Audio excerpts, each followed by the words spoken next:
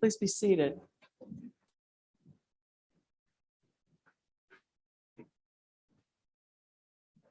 I will say to my soul, do we ever ask God to arbitrate for us? I suspect we do with politics, family, and even sports.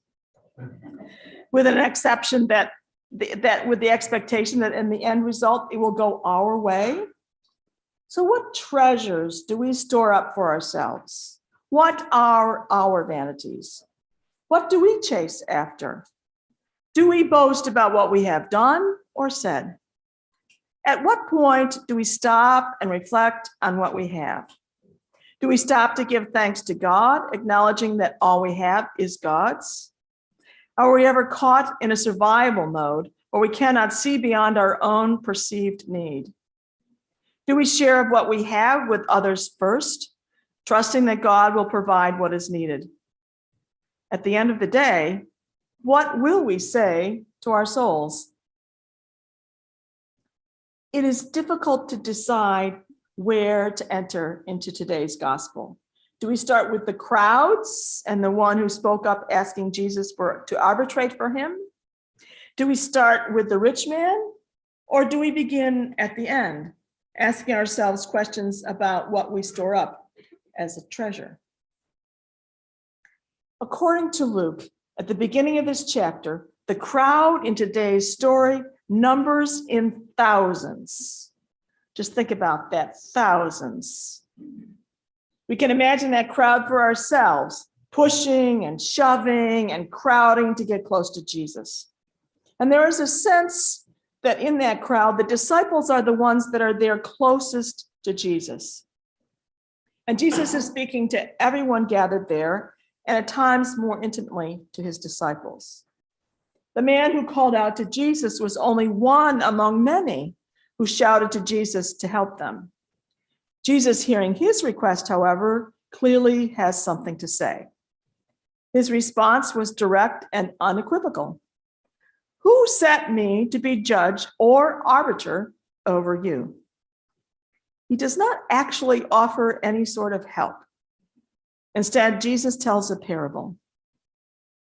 Was it greed that motivated the man? Or was it the man who asked to be helped? Or was it that he had been left out or of his inheritance?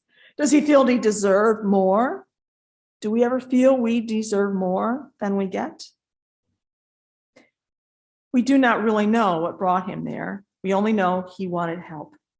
Greed, avarice, anger, malice, whatever the motivation, Jesus uses this exchange as a teaching opportunity. He tells them about a rich man who had an abundant harvest, more than he had ever had before.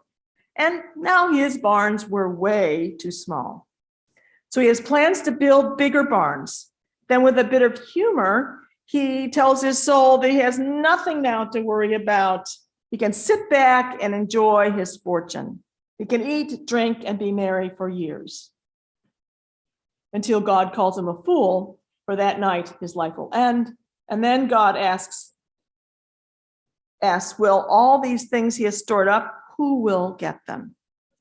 Jesus says, so it is with those who store up treasures for themselves, but are not rich towards God.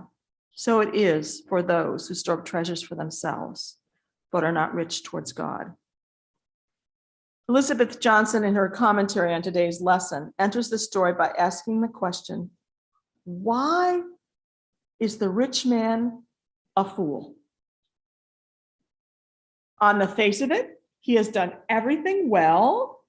He has this very rich harvest. He has ample savings for the future. He probably never has to work again. And who could not count that as good? And isn't it wise, she says, to save for the future? And I would suggest that everyone sitting here would say, well, yes, it does sound like a good thing to do. So why is he a fool? Are we foolish if we do what he did? Johnson suggests that where he went wrong was that he did not consult God or thank God at all. He did not think to share what he had gained with others, especially those who had planted, tended, and harvested for him. There was certainly no mention of a bonus for their hard work or any sort of sharing. In fact, there was nothing about God in the story at all until God shows up and says, "You fool." Johnson says the rich man was blind to the fact that his life was not his own to secure, that his life belongs to God. That's where we enter the story. Who are we in this story? Do we revel in our successes? Do we revel and are proud of our wisdom? It actually doesn't look very good in this story for the rich man or for the man asking for help with his inheritance troubles. We can look back at today's gospel reading, though, through the lens of reading from Ecclesiastes. It's always tricky to dump into Ecclesiastes, but we're just going to very slightly dip into there. Vanity of vanities. All is vanity. Vanity, the vain, empty, valueless state of self-esteem.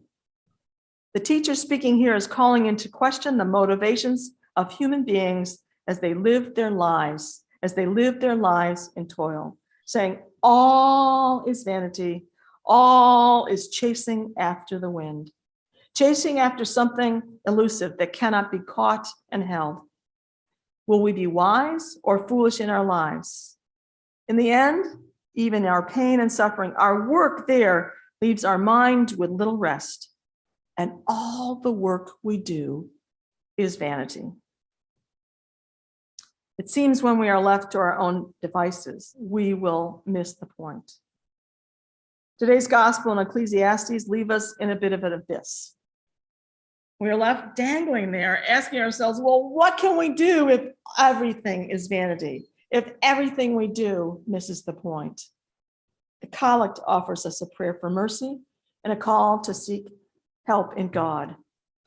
Reading further in Luke, just beyond today's reading, and I'm so sorry I didn't have us read that today. If I had thought of it sooner, I would have, because there's something that's very important with what comes next. Jesus is trying to tell the man who had asked for help and the rich man that they have missed the point in leaving God out of the equation and forgetting to reach out to those in need. He's telling them and us about living our lives in trust, because he goes on in Luke saying, therefore, I tell you, do not worry about your life, what you eat, about your body, what you will wear. For life is more than food and the body more than clothing. Consider the ravens. They have neither a storehouse or barn, yet God feeds them. Of how much more value are you than the birds? How much more value are we? Johnson goes on, our reality is that no matter how much we have, we are always aware of what we do not have. We're bombarded by marketing wizards whose job it is to convince us of all the things we need to complete our lives. I hate watching those commercials because they invite us to redecorate our house. And if we don't really like to redecorate our house, they invite us to buy a new house, bigger, better house, a bigger car, a better car, and the newest electronic wonder. And we can get caught up in believing that the more we have, the safer we are and happier we will be. However, as Johnson reminds us, no amount of the wealth we accumulate and no amount of the good works that we do can secure our relationship with God. God loves us. We don't have to do anything for that. God loves us, no matter what. I can't believe I'm going to say this next thing after I'm already caught here. Recently, I had this incredible conversation with one of my granddaughters. She's a very reflective young woman, and she asked if we were going as a family somewhere special this coming Christmas. because they had thought we would do that for my husband David's 75th birthday. And I said to her, not this year. And she looked at me and she said, is the reason for that because of her and us helping her with school? And I said, yes, it was. And she started to cry because she was feeling guilty about that. And I told her we were also helping our other grandchildren as well. I told her we felt we were so fortunate to be able to help. And I also told her that when her grandfather and I were younger and just starting out, her great-grandfather helped us pay for school and living expenses. And then she sat there and said how privileged she felt in comparison for others. Because despite what our granddaughter is like, she is aware of others and their needs. And she added that that was why she was choosing to go and help in a homeless shelter in New York City. Now, she has huge plans for her future, huge plans. And I suspect there's a lot of barns in those plans. And there's a lot of stuff that's going to go in those barns. I also know that she wants to somehow pay it forward, and that she knows there's something beyond for her to do for others. It's all about priorities. It's about who God truly is in our lives. It's about how we invest our lives and the gifts God has given us. It's about how we live our lives and how we live out our call to love God and to love our neighbor, and actually to love ourselves. Do we take the time to give thanks for what we have been given? Not just at Thanksgiving, not just in here. Do we take time each day to thank God? Do we ever acknowledge that all that we have, our gifts, our skills, our jobs, our homes, our families, our very lives are all God's from the very beginning? And out of whatever bounty we've been given, small or large, we are to share what we have, to give back to God. So, what will we say to our souls?